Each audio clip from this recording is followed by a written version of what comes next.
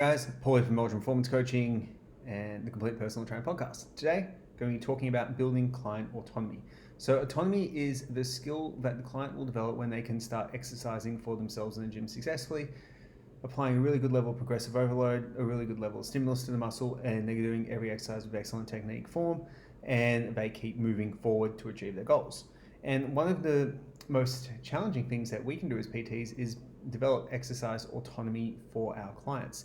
It is common for clients who will train with a PT more than once a week, quite often, that they'll become very dependent on that coach for everything, and they'll actually lose confidence in the gym and doing stuff by themselves. So this is a situation that we certainly want to avoid. We want our clients to be able to train by themselves long term and come to us for the coaching and the guidance rather than just pure supervision to make sure they don't hurt themselves when they train. So what are some ways that we can actually develop autonomy for our clients?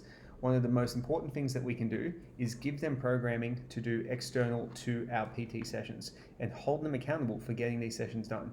So when a client comes to see me for the first time, I'll do their assessment, and the main question I'm interested in on their intake form is, how many days a week are you willing to train? I automatically tell everyone that they're going to see me once a week. That is the standard that I work with. I try not to see people more than that. It just doesn't develop the autonomy that they need, and I want to see how often they're going to go to the gym. If they aren't going to go to the gym more than once a week, there's really no point in them coming on board. They're not going to get the results or the outcomes that they're looking for. So make sure that you encourage your clients to do that. The second thing is to provide a tool that's going to provide them with the education and the ability to see the exercises that you're giving them. So I use Team Builder.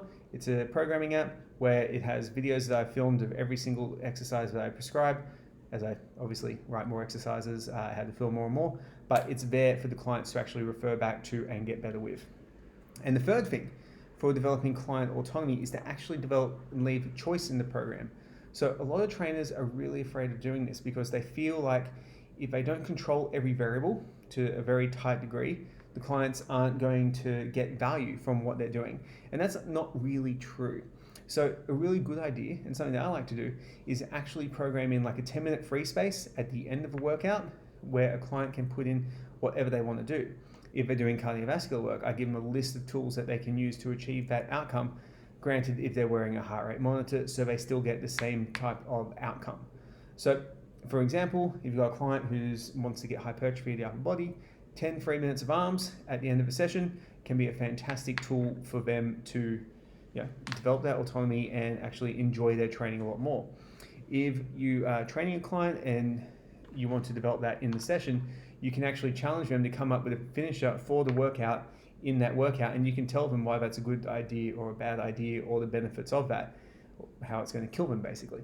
So for example, if a client had a finisher, came to me and they said, hey, for a finisher today, let's do 1,000 kettlebell strings in a row, I would tell them that's not a great idea for, they won't be able to apply a proper overload, it'll just fatigue, too much low back fatigue, it's terrible. But they say, hey, how about I do a lap with the sled, 10 swings, and I repeat that 10 times.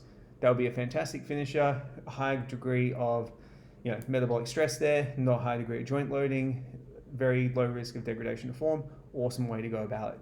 And that developing autonomy will go a long way to helping that client make better decisions outside the gym in everything else that they have related to health and fitness. So guys, there are 3 strategies on how you can develop client autonomy. Any questions, please let me know. Follow me on Instagram, Facebook, all the usual stuff, and leave a 5-star review, and speak to you soon.